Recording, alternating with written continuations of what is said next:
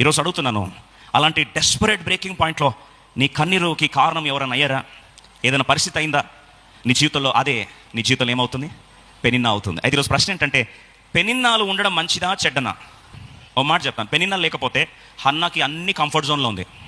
ఎంత కంఫర్ట్ జోన్లో ఉందంటే అసలు ఆమెకి పిల్లల ఆలోచన కూడా లేకుండా బతికేస్తాం. మనం ఎలాంటి వాళ్ళం అంటే అడ్జస్ట్ అయిపోతూ ఉంటాం. ఇప్పుడు కొన్ని సంవత్సరాలు చూసి అది సొల్యూషన్ రాలేదనుకోండి, పర్లేదండి నేను ఇలా ఉండిపోతాను, ఏమి పిల్లలు లేకపోయినా పర్లేదు, నేను అది దేవుని సంకల్పాలు, ఉద్దేశం, పిలుపు అన్నీ అది నెరవేరకపోయినా పర్లేదండి, ఎందుకంటే ఐఎమ్ హ్యాపీ అండి, ఐఎమ్ కంటెంట్, ఐఎమ్ సాటిస్ఫైడ్ అంట.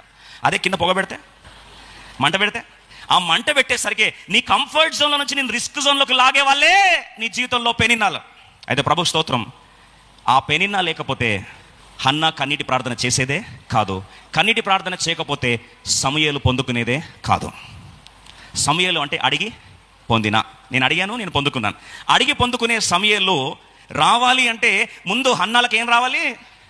కన్నీరు రావాలి. కన్నీరు రావాలంటే హన్నా లైఫ్లో ఎవరు ఉండాలి? పెనిన్నాలు ఉండాలి.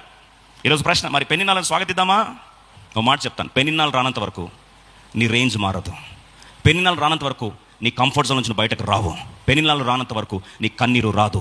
పెనిన్నాలు రానంత వరకు నీ జీవితంలో ప్రార్థన భారం ఉండదు. పెనిన్నాలు రానంత వరకు నీ జీవితంలో గ్రోత్ ఉండదు. పెనిన్నాలు రానంత వరకు దేవుని సంకల్పాలు నీ జీవితంలో నెరవేర్చబడవు. పెనిన్నాలు రానంత వరకు దేవుని యొక్క కారణ జన్మలు నీ ద్వారా పుట్టరు, ఉద్దేశాలు నెరవేరవు.